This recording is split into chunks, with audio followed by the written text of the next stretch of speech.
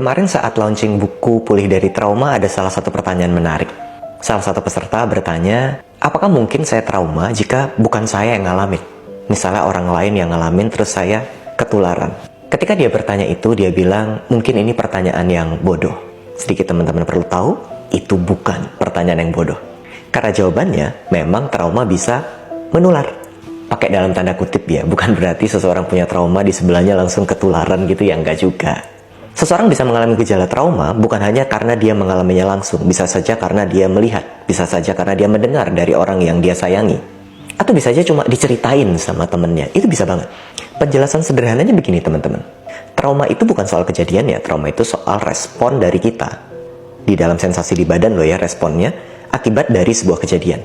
So konteksnya bisa seseorang kecelakaan dan dia mengalami gejala trauma, atau konteksnya bisa seseorang diceritakan dari keluarganya bahwa dia habis mengalami kecelakaan, detailnya diceritakan, dan pada saat diceritakan itu di kepalanya menjadi narasi dan ada cerita dan jadi ada gambaran, dan gambaran itu membuat dia teraktivasi respon sistem sarafnya, sehingga sekalipun bukan ia yang mengalami, tapi tubuhnya juga bergejolak.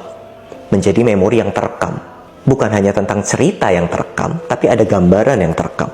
Padahal gambaran itu sebenarnya ya hayalan kepalanya sendiri. Bukan dia yang mengalami, tapi terlanjur terekam. Rekaman ini pada gilirannya membuat tubuhnya terus-menerus teraktivasi pada kisah-kisah serupa sehingga memunculkan gejala trauma. Dan pada konteks ini, gejala trauma ini pun perlu diatasi sekalipun bukan saya yang ngalamin. Tapi teman-teman juga perlu hati-hati. Kesimpulannya bukan berarti jangan ceritain traumamu ke orang lain. Bukan.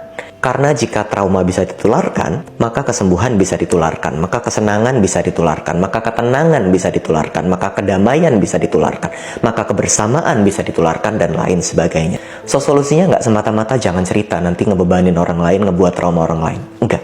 Tapi ketika kita mendengar dan kita mengalami sesuatu, itu juga tanggung jawab kita untuk memproses ulang, supaya kita tidak membawa trauma tersebut. Gitu ya? Bye-bye.